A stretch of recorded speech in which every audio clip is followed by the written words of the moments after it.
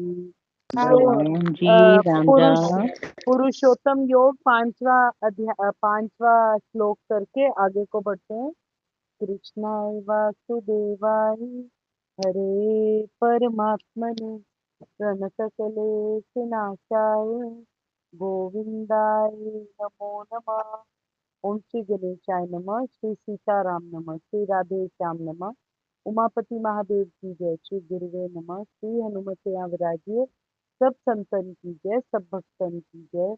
जय जय सीताराम, जय जय राधे श्याम। श्री हरिवंश, श्री हरिवंश, श्री हरिवंश। श्लोक संख्या नंबर 5, पुरुषोत्तम योग। सॉरी, माफी चाहती हूँ। अध्याय 15, पुरुषोत्तम योग, श्लोक संख्या नंबर 5।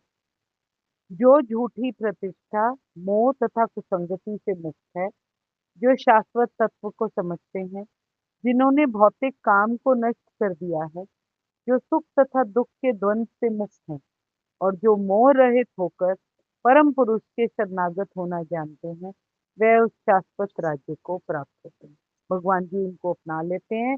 जो झूठी प्रतिष्ठा, मोह और कुसंगति से मुक्त हैं, जो शाश्वत तत्व को समझते हैं या समझने की एफर्ट करते हैं, जिन्होंने अपनी सारी भौतिक कामनाएं और इच्छाओं को नष्ट कर दिया है, जो किसी प्रकार के सुख दुख राग द्वेष के द्वंद से मुक्त हैं और जो मोह रहित होकर परम पुरुष की शरणागति चाहते हैं, ऐसे लोगों को भगवान जी झटपट पकड़ लेते हैं।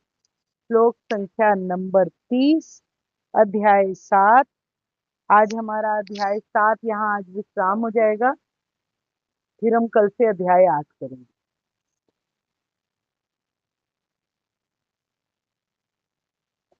29 को पढ़ते हुए आगे बढ़ते हैं। 29 में भगवान जी बोल रहे हैं, जो मेरे शरण होकर जरा और मरण से छूटने का यत्न करता है, वह पुरुष उस ब्रह्म को, संपूर्ण अध्यात्म को, संपूर्ण कर्म को जानते हैं। यहाँ पर बता रहे हैं श्री कृष्ण की दुनिया छोड़ने की जरूरत नहीं है, ना संन्यास धारण करने की जरूरत है, या मैं ये भी नहीं बोलता कि भी तुम निकल पड़ो मेरी खोज में। वो कह रहे हैं कि कर्म करते हुए, सच्चाई को जानने की कोशिश करते हुए मेरी शरण में आने की कोशिश करे। जो शरणागत भगत है, वो जन्म मरण के चक्कर से मुक्त हो सकता है, वो परमात्मा को उनके पूर्ण रूप में जान सकता है। 84 लाख योनियों में भटकने की जरूरत नहीं है। देवताओं पर जो फोकस रखते हैं या हर भौतिक संसर्ग के साथ कनेक्टेड रहते हैं, वो उनकी क्या कहते हैं, जर्नी थोड़ी सी स्लो होती है। पर जो केवल परमात्मा सेवा में लगे रहते हैं, भगवत स्मृति में लगे रहते हैं, पूर्ण विश्वास से उनकी तरफ मुड़े रहते हैं और उनको शरणागत होते हैं, वो भगवान जी को जान पाते हैं। श्लोक संख्या नंबर 30। जो पुरुष अधिभूत और अधिदैव के सहित तथा अधियज्ञ के सहित सबका आत्म रूप मुझे अंत्य काल में भी जानते हैं, वह युक्त चित्ती राम राम वह युक्त चित्त वाले पुरुष मुझे जानते हैं, अर्थात प्राप्त हो जाते हैं। भगवान जी कह रहे हैं, जो मोहग्रस्त है वो श्री कृष्ण को नहीं जान सकते।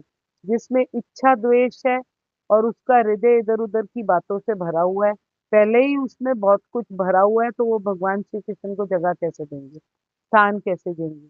जो श्री कृष्ण के मनुष्य शरीर में विश्वास रखते हैं, वो भी श्री कृष्ण को नहीं जान सकते। तो भगवान जी को जानने का एलिजिबिलिटी क्राइटेरिया क्या है? वही भगवान जी को समझ सकता है जो सब और श्री कृष्ण को दिखता है, सिर्फ श्री कृष्ण को महसूस करता है। हर जीव, हर प्राणी, हर आत्मा में परमात्मा को मानता है, जो निर्जीव में भी उनको देखता है और अ, चर अचर हर चीज के अंदर श्री कृष्ण को देखता है और हमेशा उनको अपने माइंड में रखता है। हमारा हृदय कैसा हो? भगवान जी कह रहे हैं, हमारा हृदय होना चाहिए बैर और विरोध से शून्य। जो भी विरोध करे या दोष करे या द्वंद की भावना रखे, वो परमात्मा से ही स्पर्धा कर रहा है, वो परमात्मा से ही घृणा कर रहा है। जो मुझ परमेश्वर को मेरी पूर्ण चेतना में रहकर मुझे जगत के देवताओं का समस्त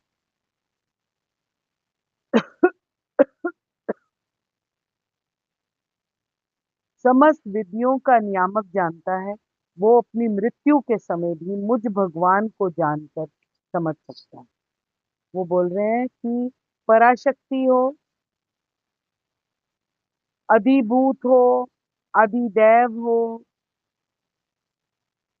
अधियज्ञ हो, कुछ भी हो जो समस्त प्राणियों के हृदय के अंदर अंतर्यामी रूप के अंदर बैठा हो, उस भगवान जी को जिसको हम अधियज्ञ कहते हैं, जो सारी दुनिया के सूत्र आत्मा है जिनको हम अधिदेव कहते हैं, जो विनाशशील जड़ वर्ग है जिसको हम अधिभूत कहते हैं, सबके अंदर परमात्मा बसते हैं और सबके सब भगवान जी का ही स्वरूप है।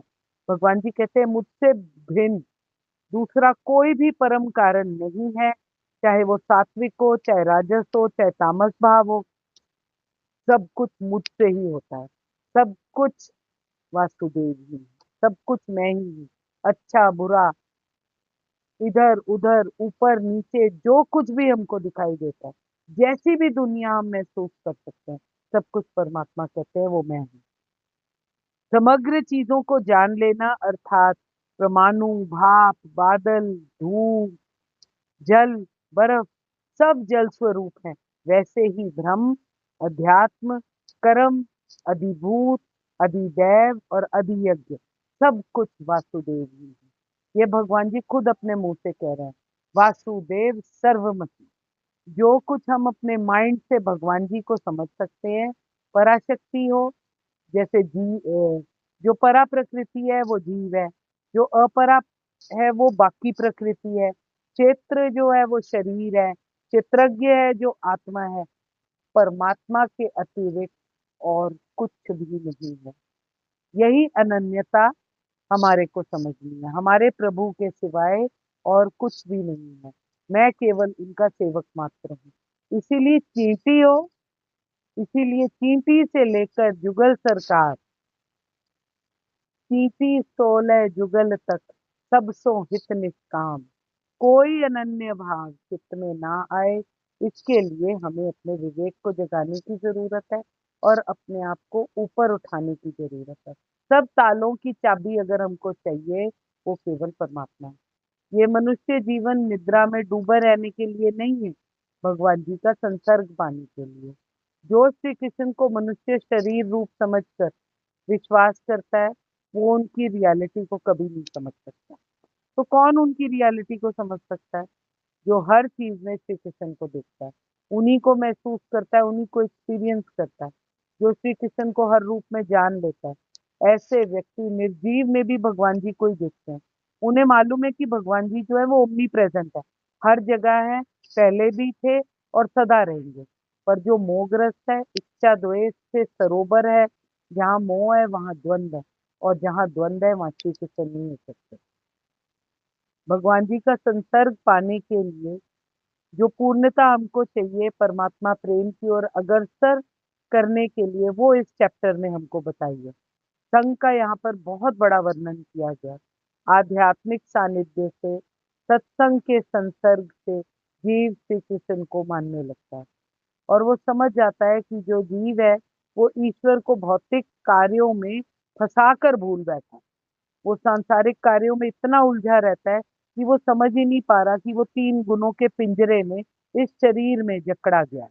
और केवल सत्संगति है जो इस ताले की चाबी है, जो उसको बाहर निकाल सकती है। यही उसके क्रमिक विकास की नौका है।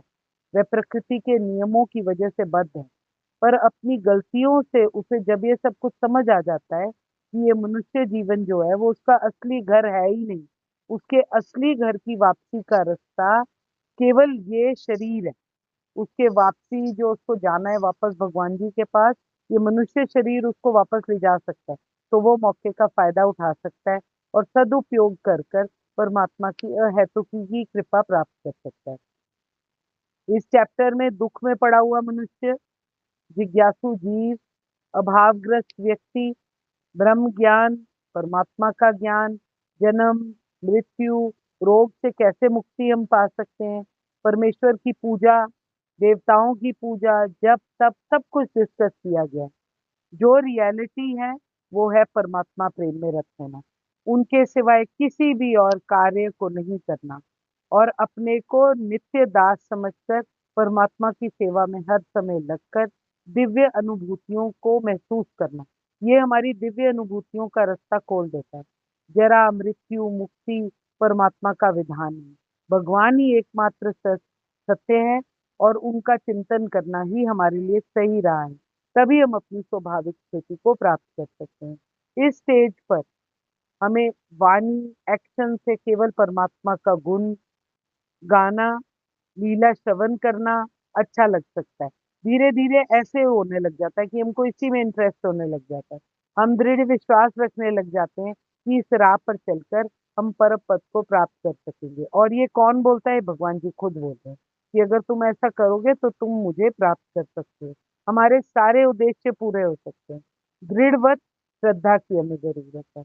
दृढ़वत श्रद्धा से, भक्ति योग से भगवान जी की दिव्य प्रेमा भक्ति की अब शुरुआत हो रही है। इसी को शास्त्र सही रास्ता मानते हैं।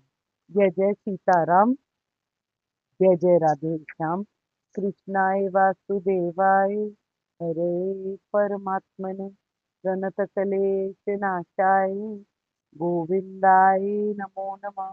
मैं आपके हृदय प्रेम प्रभु को नमस्कार करती हूँ। अगर मुझसे कोई भूल त्रुटि है तो कृपया मुझे क्षमा कीजिएगा।